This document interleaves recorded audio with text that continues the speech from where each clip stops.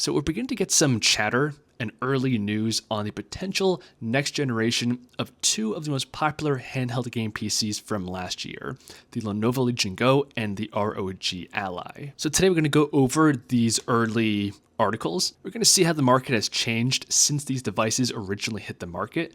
And then finally, I'll give you guys my realistic predictions on what would make an awesome upgrade in the second generation. So I came across a few articles like this titled Lenovo Management Confirms that a Legion Go 2 handheld will be released, quote, with even more features. And as of right now, that's really all we know about this next generation device. It is in the works, which shouldn't come as that much of a surprise due to the success and the popularity of these devices and really the whole category of handheld game PCs, more generally speaking. I reviewed the original Lenovo Legion Go on the channel a few months back, and it was one of the best performing videos on the entire channel. And something Lenovo was, what I believe, ahead of the curve on was the size of this device, because this comes in at 8.8 inches. And at the time in 2023, an 8.8 inch handheld PC was massive. I would say 7 inches was the usual size, with some being even smaller than that. But since then, the market has been trending in the direction of larger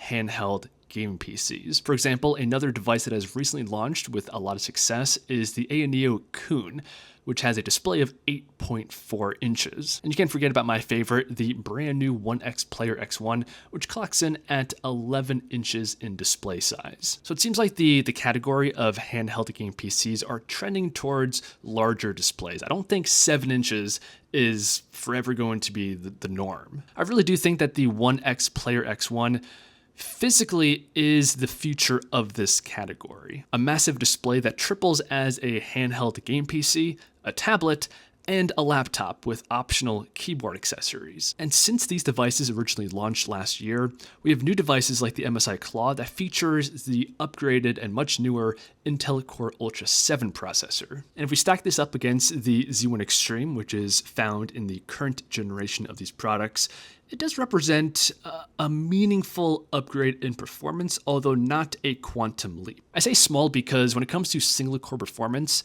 it's behind that of the Z1 Extreme, but due to this having an insane amount of cores, the multi-core is noticeably better, and that does translate to overall graphical performance being slightly better as well. So a second generation of these products featuring the brand new Intel Core Ultra 7 processor is a very likely upgrade we might see, and it would represent a small bump in performance. But there is another option we might see these companies adopt instead, and that's the Qualcomm Snapdragon X Elite processor, and this would be a much more significant upgrade. So stacked up against the Z1 Extreme, both single and multi-core performance is significantly better, and that's because this is running on a completely different architecture. The Snapdragon X Elite is an ARM chip versus the x86 platform of the Z1 Extreme and most other Windows processors. Now, the Snapdragon X Elite isn't currently found in any devices. The first device rumored to have this chip is going to be released in June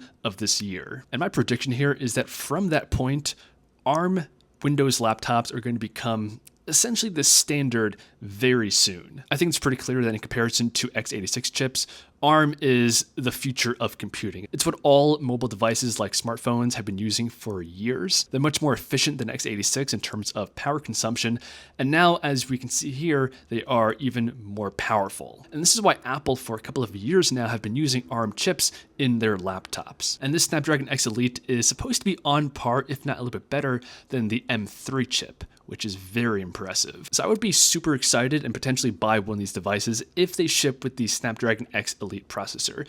I think it's really going to be a huge turning point for the entire Windows computing space. And this is a possibility because both these devices aren't expected to launch until late 2024, if not early 2025. So this could happen, but if I'm being honest, I think the Intel Core Ultra 7 is a more likely outcome found in these next generation devices. But to summarize, we are expecting to see a new version of the Lenovo Legion Go and the ROG Ally late 2024, if not early 2025. A spec bump is all but guaranteed. The only remaining question is if it's going to be the modest bump represented by the Intel Core Ultra 7 processor, which is already found in a few devices like the MSI Claw, or the much more significant upgrade of the Qualcomm Snapdragon X, bringing these mobile handheld game PCs to the ARM infrastructure. On top of giving you better performance, this would drastically improve battery life, which is another core shortcoming or complaint of the current generation. And then second, if we do have a refresh in the design, I would expect to see a larger display, because since these devices hit the market, the display size has been trending upwards. Lenovo was ahead of the curve with their, at the time, massive 8.8-inch display with detachable Joy-Cons, but the ROG Ally in particular could really benefit from this upgrade, adding detachable Joy-Cons and maybe even a keyboard accessory, making this more similar to the One X Player X1, which again, physically, I think represents the future of this category. I mean, if this hardware had the new Snapdragon X Elite chip inside of it, it would be a complete game changer. But that's a first look and quick discussion on the upcoming Gen 2 of both these devices. Let us know your thoughts in the comments below. If you're still watching and enjoyed, I appreciate a like, subscribing, and I'll see you guys in the next one.